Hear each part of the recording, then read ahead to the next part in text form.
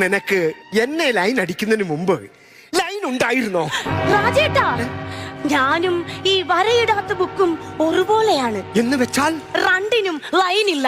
എന്നാൽ ഇന്നു മുതല് ലൈൻ ഇട്ട ബുക്ക് നീ ഉപയോഗിച്ചാൽ മതി. അതെന്താണ് രാജേട്ടാ? ഇപ്പോൾ നിനക്ക് ലൈൻ ഉണ്ടല്ലോ. 10 രൂപന്റെ 4 ബിസ്ക്കറ്റ്. 4 ബിസ്ക്കറ്റ്. 56 രൂപന്റെ അരി 1.5 കിലോ. 1.5 കിലോ. 20 രൂപന്റെ എണ്ണ. 10 രൂപന്റെ കടു. 1 രൂപന്റെ കോലുമുട്ടായി 2 എണ്ണം.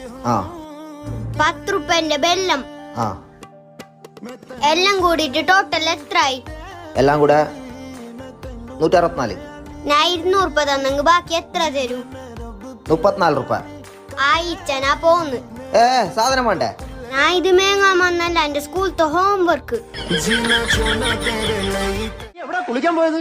നമ്മളെ കുളിക്കടവില്. ഞാൻ പല പ്രാവശ്യം പറഞ്ഞിട്ടുണ്ട്, വെളുപ്പം കാലമാണ്. കാല് തെറ്റി അങ്ങോട്ടങ്ങനെ വീട് കഴിഞ്ഞാൽ ഒരു കുഞ്ഞുങ്ങൾ അവിടെ കാണത്തില്ല. ചേട്ടൻ പേടിക്കണ്ട, അവിടെ ഇഷ്ടംപോലെ ആൾക്കാരുണ്ടായിരുന്നു. ആരൊക്കെ? ബിജു ഉണ്ടായിരുന്നു, അനൂപ് ഉണ്ടായിരുന്നു, സുധീഷ് ഉണ്ടായിരുന്നു, രമേശ് ഉണ്ടായിരുന്നു.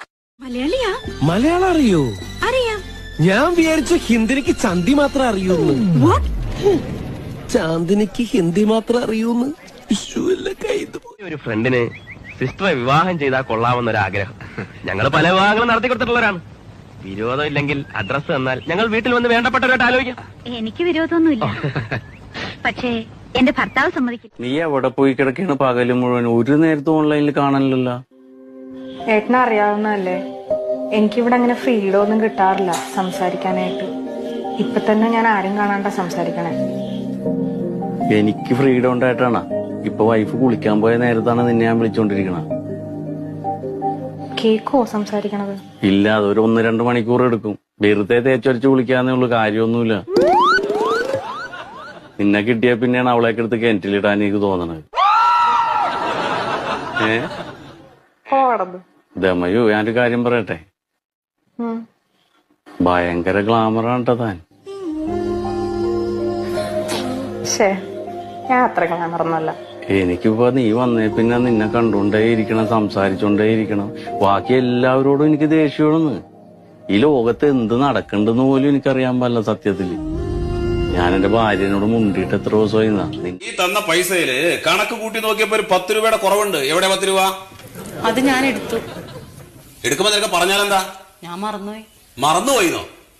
എന്തിനാ നീ എടുത്തത്? എനിക്കൊരു അത്യാവശ്യം ഉണ്ടായിരുന്നു. എന്തത്യാവശ്യം? എന്താവശ്യത്തിനാ നീ അത് എടുത്തതെന്ന്? ആ പൈസക്കാണ് ഞാൻ 3 പവന്റെ മാലയും ഒരു പട്ടുസാരിയും വാങ്ങിയത്. നാളെ ഇല്ലല്ലോ 10 രൂപയുടെ കണക്കും ചോദിച്ചിട്ട് നടക്കേ.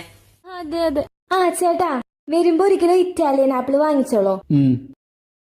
എന്ത് നല്ല ഭർത്താവാൻ എന്റെ. എന്ത് പറഞ്ഞാലും മൂളി കേൾക്കും. ഇങ്ങനെ ഒരു ഭർത്താവിന് കിട്ടാൻ പുണ്യം ചെയ്യണം. Oh, I am so lucky. Italian apple പൊട്ടത്തേങ്ങ. ഒരു കാര്യം മനസ്സിലാക്കണം, നിങ്ങളുടെ മോന് കിട്ടിയ ഏറ്റവും വലിയ ലോട്ടറിയാ ഞാൻ. ആണോ? എന്തിനാന്നുള്ളത് നിങ്ങൾ എന്നെ തല്ലിയേ? ലോട്ടറി ആവുമ്പോ അടിച്ചെന്നിരിക്കും.